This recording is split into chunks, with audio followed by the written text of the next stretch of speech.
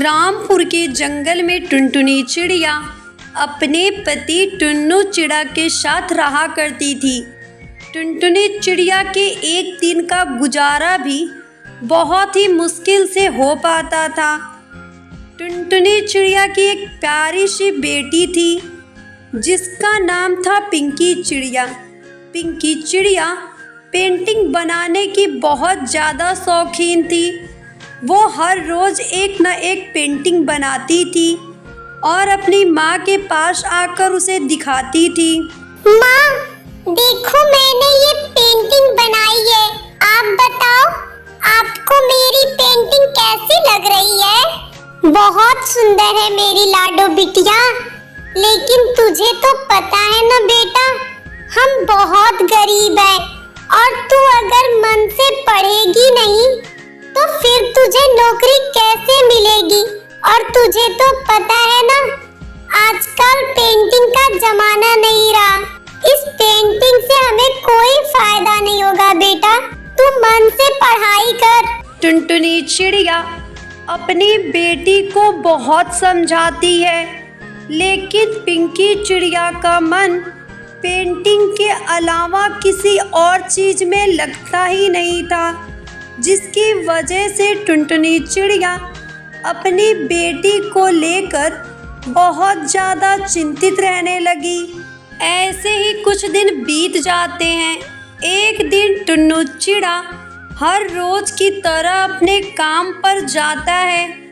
वो काम कर ही रहा होता है कि अचानक उसका पैर फिसलता है और वो ज़मीन पर जोर से गिर जाता है, जिससे उसे बहुत सारी चोट लग जाती है।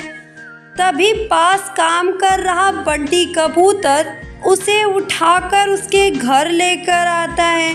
टुनटुनी बहन, ओ टुनटुनी बहन, कहाँ हो आप?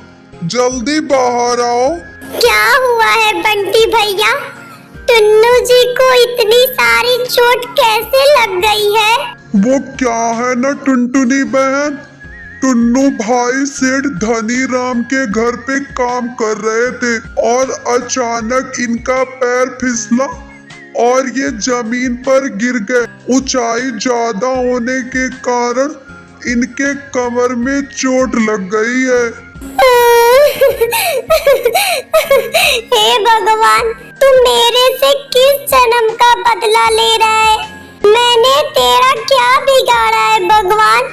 उसके बाद टुनटुनी चिड़िया अपने पति टुन्नू चिड़ा को घर के अंदर ले जाती है और बेड पर ले जाकर सुला देती है।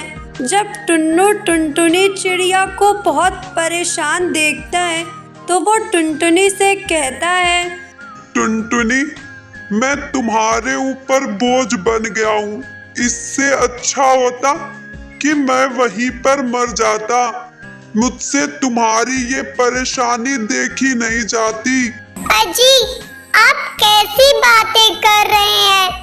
आप मेरे पास हैं, वही मेरे लिए बहुत है। आप बस भगवान पर भरोसा रखिए, भगवान सब ठीक कर देंगे।